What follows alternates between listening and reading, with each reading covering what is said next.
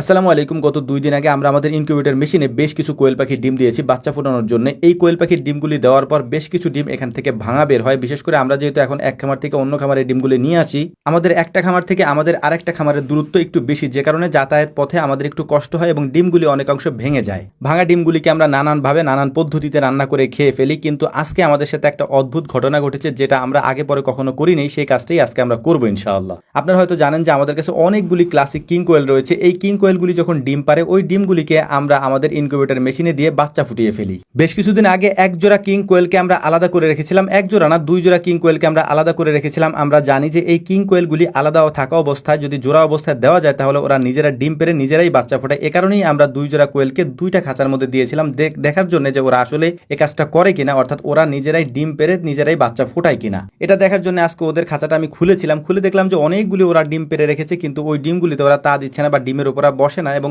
বিভিন্ন জায়গায় ছড়ানো ছিটানো অবস্থায় ডিমগুলি পেরে রেখেছে। এই ডিমগুলি করা তা দিচ্ছে না। তো ওই ডিমগুলিকে আমরা বের করে নিয়ে এসেছি, এবং বের করার পর আমরা এগুলিকে সুন্দর করে স্প্রে করে আমাদের ইনকিউবেটর মেশিনের মধ্যে দিয়ে দেবো। এর পাশাপাশি আমাদের অন্যান্য খাঁচা যে ডিমগুলি আছে কিং কোয়েলের, সেই ডিমগুলিকেও আমরা বের করে নিয়েছি আলহামদুলিল্লাহ। এখন আমি যে বিষয়টা বলবো সেটা হচ্ছে যে আমরা মূলত যে কোয়েল পাখির ডিমগুলি খাই বিভিন্ন সময় আপনারা দেখেন, সেগুলি হচ্ছে জাপানি কোয়েল, যেগুলোর দাম অ্যাভারেজ অল্প দামে, যেগুলো স্বাভাবিকভাবে আমরা বাজারে কিনতে পাই বা আমরা বিক্রি করি। কিন্তু কখনোই আমাদের এরকম কিং কোয়েলের ডিম খাওয়া হয় নাই। তো আজকে দেখলাম যে অনেকগুলো ডিম নষ্ট হয়ে গেছে, মানে ভেঙে গেছে আমরা যখন এগুলোকে দিচ্ছিলাম, কারণ অনেকগুলো ডিম এক জায়গায় ছিল, ওরা এটার উপর দিয়ে দৌড়াদৌড়ি করেছে, ডিমগুলি ভেঙে গেছে। ওই ভাঙা ডিমগুলিকে আমরা নিয়ে এসেছি।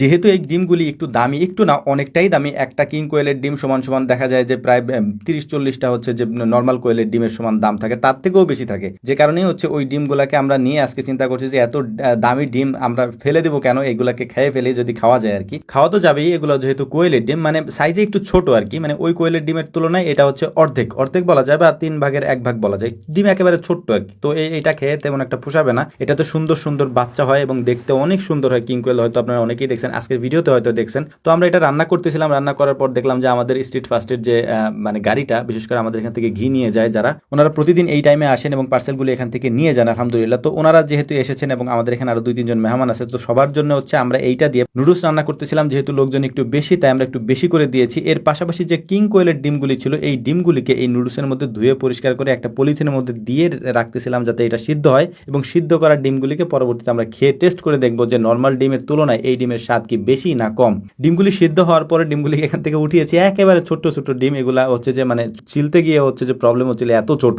তো দেখলাম যে না, এগুলা হচ্ছে যে ওই কোয়েলের ডিমের মতোই লাগে, স্বাদ একটু ডিফারেন্ট হইতে পারে, মানে স্বাদের থেকে ওই কোয়েলের থেকে একটু বেশি স্বাদ হইতে পারে, এতটুকু আর কি। যেহেতু দামও বেশি, স্বাদ একটু বেশি হওয়াটা স্বাভাবিকই ছিল আর কি। তো আলহামদুলিল্লাহ দেখতে দেখতে আমাদের রান্নাটাও কমপ্লিট হয়ে গিয়েছে। তো আমরা সন্ধ্যা হয়ে গেছে, সবাইকে খাবার দাবার দিয়ে দিচ্ছিলাম, মানে খাবার দাবার বলতে হালকা নাস্তা দিয়ে দিচ্ছিলাম। আর এখানে বাকি যে ডিমগুলি আছে এগুলি হচ্ছে জাপানি কোয়েল, বা আমাদের কাছে যে কোয়েলগুলি আছে সেই কোয়েলের ডিমগুলি আমরা দিয়েছি আলহামদুলিল্লাহ। তো আমাদের জন্য দোয়া করবেন। আসসালামু আলাইকুম রহমতুল্লাহ।